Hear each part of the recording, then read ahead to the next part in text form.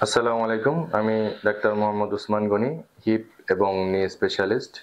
তো আজকে আমি আমার পরিচয় করিয়ে দিব আমাদের একজন সম্মানিত পেশেন্ট যার এভিএন হিপ ছিল। তো হিপ জয়েন্ট এভিএন, যেটা আমরা জানি যে হিপ জয়েন্ট যে ফিমোরাল হেড থাকে হিপের, তো সেই ফিমোরাল হেডটা নষ্ট হয়ে যায় এবং যে এসিটাবুলাম থাকে সেটারও একটা কম্পোনেন্ট নষ্ট হয়ে যায় এবং সেকেন্ডারি অস্টিওআর্থ্রাইটিস হয়, যেটা রোগীর জন্য খুব পেইনফুল এবং কষ্টদায়ক হয়, যা তার জীবনযাত্রার মানকে বেশ মারাত্মকভাবে ব্যাহত করে। তো আমাদের এই পেশেন্ট, আমাদের সম্মানিত পেশেন্ট, আমাদের খুবই সম্মানিত এবং রেসপেক্টেড একজন পেশেন্ট, মুস্তাইনা। তো আমরা এই আপার কাছ থেকে শুনবো তার হিপ জয়েন্টের অপারেশন পূর্ববর্তী কি এক্সপিরিয়েন্স ছিল, আর হচ্ছে অপারেশনের পরে তার এক্সপিরিয়েন্সটা কি ছিল। তো আপা প্লিজ আপনার জার্নিটা একটু বলবেন। আসসালামু আলাইকুম। আমার আসলে গত ১.৫ বছর থেকে বেশি সময় আমার হচ্ছে ফিমোরাল হেডটা ভাঙা ছিল আরকি। আমার হাঁটতে অনেক কষ্ট হতো।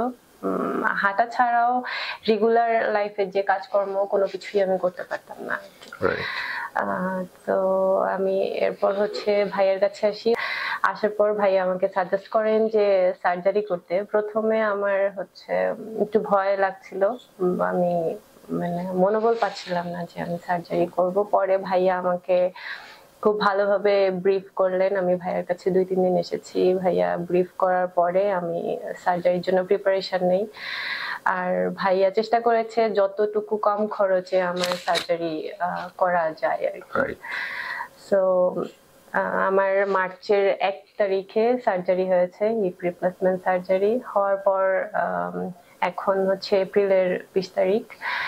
আমি ১ মাস ২০ দিনে আল্লাহর রহমতে এখন ভালোভাবে হাঁটতে পারি।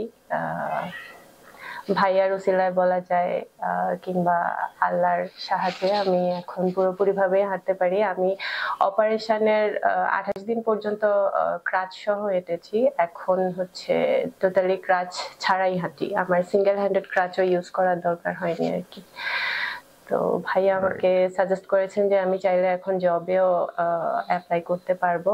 আর আমি নরমালি রেগুলার লাইফে যা করতে হয় একজন গৃহিণীর, রান্না বান্না থেকে শুরু করে ঘরদোর পরিষ্কার করা এবং ঘরের সমস্ত কাজকর্ম করা, সবই ঠিকঠাক ভাবে করতে পারছি। কোনো প্রবলেম ফেস করছি না, যেটা হচ্ছে গত ১.৫ বছর যাবৎ ফিমোরাল হেড ভাঙা অবস্থায় ফেস করছিলাম।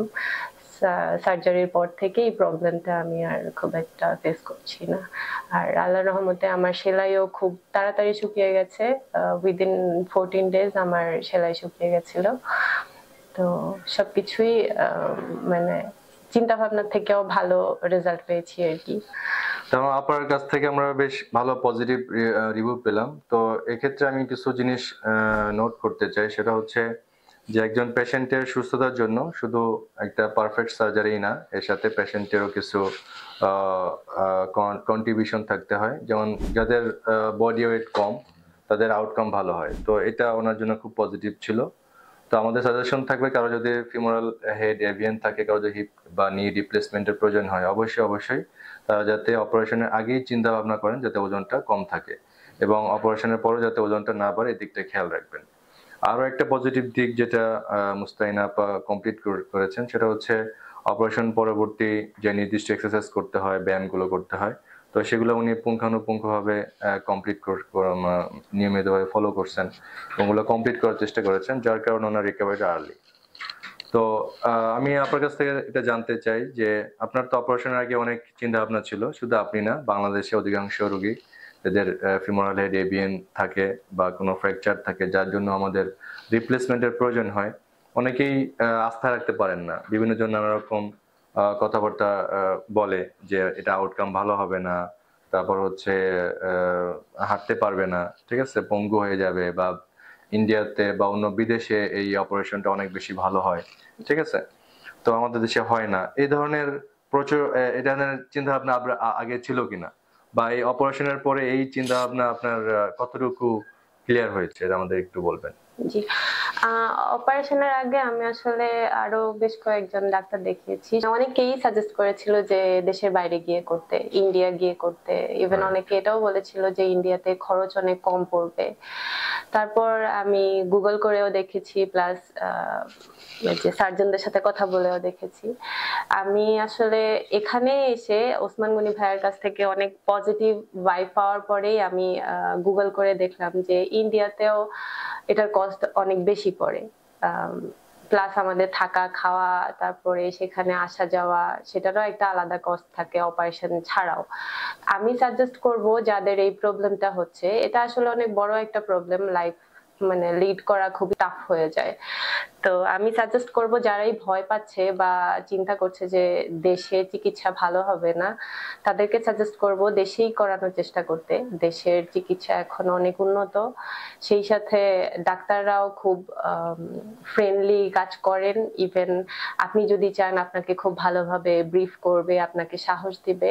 তো আমি সাজেস্ট করব দেশের ডাক্তারদের উপর ভরসা করে দেশেই এই সার্জারি করাতে। রাইট। এবং আপনি তো দেখেছেন যে কস্টের ব্যাপারটা, তো ডেফিনেটলি আমরা তো দেশ এবং বিদেশের চেয়ে অনেক বেশ কস্ট ইফেক্টিভ ওয়েতে আপনার ট্রিটমেন্টটা, জি, আমি এবং আসলে অনেক কম খরচে এবং করাতে পেরেছি। সবচেয়ে তাতে কিন্তু আমরা এবং কিন্তু বেস্ট পসিবল যে ইমপ্লান্ট, আমরা জি। কিন্তু কোনো ইমপ্লান্ট কোয়ালিটিতে কোনো কম্প্রোমাইজ করি নাই, রাইট? আমাদের কিন্তু সবচেয়ে বেস্ট যে ইমপ্লান্ট, সেই বেস্ট ইমপ্লান্ট সেটাই আমরা আমাকে দেয়া যত হয়েছে। মিনিমাম কস্টে আমরা চেষ্টা করেছি। তো এই জন্য আমাদের অ্যাডভাইস থাকবে এই যে ফিজিশিয়ান, এজ এ সার্জন এবং এজ এ ফ্রেন্ড। আমি বলবো যে I am not only a doctor but also a friend. আমার যে পেশেন্ট আছে, তো একজন পেশেন্ট আসলে যখন অসুস্থ হন ডেফিনেটলি তিনি অনেক দুর্বল থাকেন, অনেক উইক থাকেন, মনটা অনেক ছোট থাকে। তারপর যার কষ্ট আসলে সেই বুঝে। তো আমি চেষ্টা করি, বা আমাদের সার্জনদেরও চেষ্টা করা উচিত যে একজন রোগীর সাথে একজন ফিজিশিয়ান বা সার্জন হিসেবে না, একজন ফ্রেন্ড হিসেবে তাদের সমস্যাগুলো আহ, অনুভব করা, ফিল করা এবং সেই অনুযায়ী এটা সলভ করার চেষ্টা করা।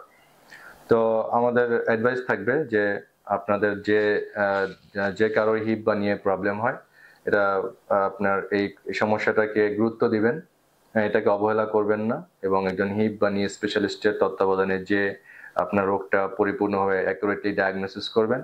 আর এই ডায়াগনোসিস করার পরে এটার যে ট্রিটমেন্ট যেসব অ্যাভেলেবেল আছে, এই ট্রিটমেন্টটা নেবেন, নিজের হিপ এবং নিয়ে যত্ন নেবেন। আর ভালো থাকবেন, আমাদের জন্য দোয়া করবেন এবং আমাদের এই সম্মানিত পেশেন্টের জন্য দোয়া করবেন। আল্লাহ হাফেজ, আসসালামু আলাইকুম।